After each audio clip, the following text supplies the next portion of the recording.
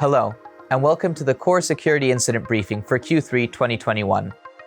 My name's Giacomo Grecchi. I'm an online consultant in Control Risk's online solutions team here in London. This briefing is brought to you in conjunction with our Core plus Hyperion platform.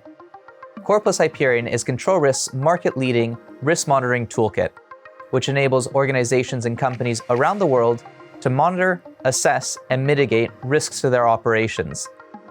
Throughout the briefing, we'll be referring to Hyperion's Pulse Score, a metric which measures stability in countries, regions, and cities around the world. You can find more on all of the topics covered in today's video on Core plus Hyperion, but more about the service at the end of the video. Over the next 10 minutes, our experts will present their outlook on 3 key issues for organizations operating globally. First up is Vincent Rouget, Associate Director with our Global Risk Analysis team, who will present a forecast on the security environment in Western Africa in the wake of coups in Mali and Guinea over the last year. Following Vincent will be our senior analyst, Alexandra Keller, who will talk through our views on environmental activism ahead of the COP26 conference in Glasgow in early November, and the key security and reputational risks for businesses and governments perceived to not be doing enough to offset their environmental footprint. Last, but certainly not least, we have Joseph Smith, Senior Analyst with our Global Issues Group, who will run us through our latest global COVID-19 outlook, focusing on the main security and operational challenges to business as they consider expansion and resumption of operations. Noting the severe recent drop in Mali's Pulse Score, it's my pleasure to hand over to Vincent.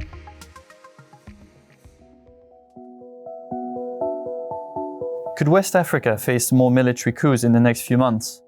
This is a question on many of our clients' minds after the events of last month in Guinea. The military's takeover in Conakry came after a similar coup just over a year ago in Mali, and so, for the first time in nearly 10 years, military officers now lead 2 members of the ECOWAS region, Guinea and Mali. The region had seen successes in sending military officers back to their barracks for the last decade, but this now feels like a major step backwards. The 2 coups share some similarities. They both came on the back of political crises and overthrew aging presidents who had lost their popular touch and seemed keen to cling on to power. In both cases, the coup leaders have also framed their takeover as an opportunity to refresh the entire political system. And for this reason, military intervention has been relatively popular. The army has been able to project an image of discipline and seriousness and avoid significant violence or abuses. So, could this inspire copycat movements elsewhere in the region? Well, we think that is a valid concern. West Africa is closely integrated and has seen domino effect movements in the past. The regional response to both coups has been weak, and it could give confidence to other strongmen in the making.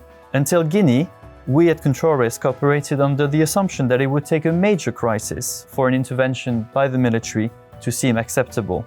But the coup last month took place after months of apparent calm and therefore seems to lower the bar. It is by definition hazardous to predict where a coup might happen next. But what we can say is that we're seeing elsewhere in the region similar vulnerabilities that we saw in Mali or in Guinea.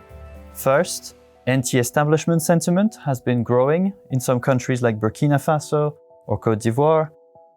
Aging elites are increasingly the object of frustration. Like Condé in Guinea, several leaders from Benin, Liberia, or Gambia have also attracted criticism from their authoritarian tendencies. Security force tensions or discontent within the army is also running high in several countries, particularly those that have had to face terrorism insurgencies. It's far from guaranteed that we'll see a wave of military intervention sweeping across the region, but the coups in Guinea and in Mali and the fragilities that we see elsewhere in the region, they all point to a more fundamental issue. There is a growing disconnect between people on one side, aging leaders on the other side, and that disconnect may well be at the source of instability in the future. In the aftermath of recent coups, organizations will do well to continue monitoring conditions in Western Africa. Noting a downward trend in the UK's stability over the last 60 days, I'll hand things over to Alexandra for her take on how environmental activism will play out in the run-up to COP26 in November.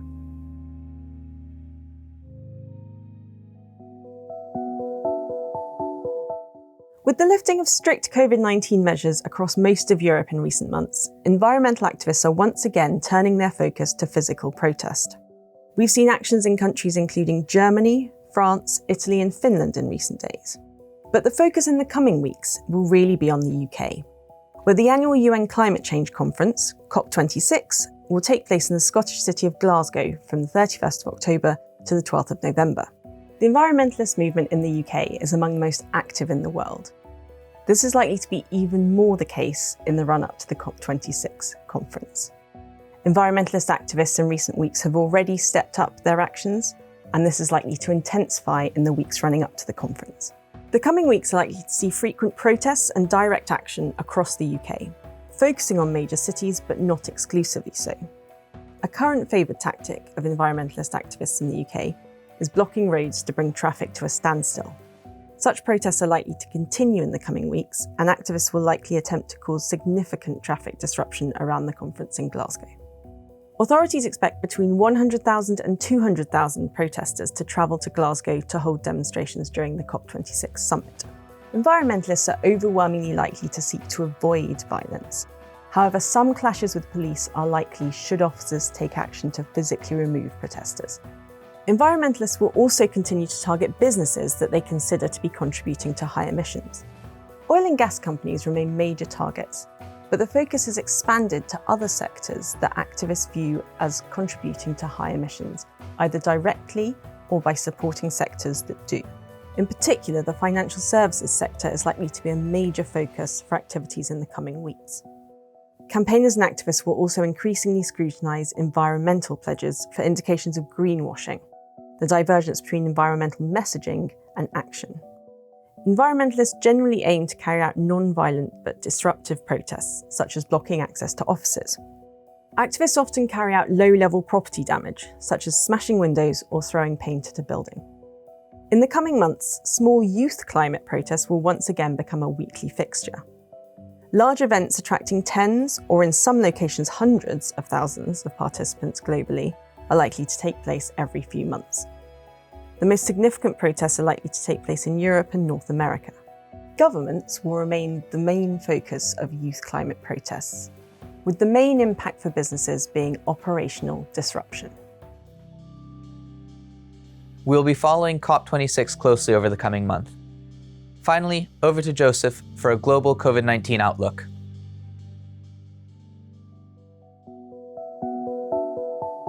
The year that preceded the pandemic witnessed some of the largest and most frequent protests in recent history. The outbreak and spread of COVID-19 did nothing to decrease global unrest, and in many countries amplified it. Pandemic-related restrictions have provoked a backlash the longer they have remained in place, and as they have been reimposed or tightened to counter new waves of infection. As vaccination rollouts for some have brought the end of the acute phase of the pandemic within sight, calls for the returns of civil liberties have grown louder. As we move into a new phase of pandemic management, new restrictions on personal liberty are emerging. Vaccination rates have plateaued or fallen in much of the rich world. Concerns about a pandemic of the unvaccinated have prompted some governments to propose and implement policies to mandate the jab or penalise those who refuse it. Where anti-lockdown and anti-mask protests previously drew large numbers, concerns about government overreach and medical freedom have led to rallies of vaccine skeptics. Most have targeted public locations as well as government assets in major urban areas. Others have focused on healthcare and other assets involved in vaccine programs.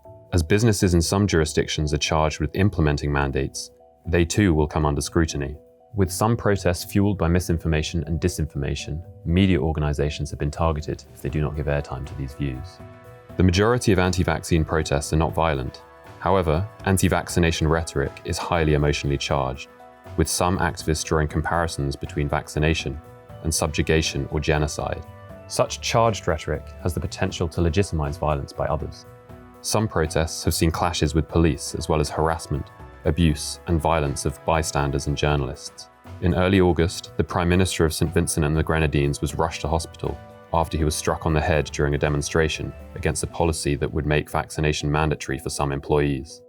In Italy, anti-terrorist police in early September raided the homes of anti-vaccination activists, allegedly planning attacks using firearms and homemade explosives at demonstrations against the country's vaccine policies.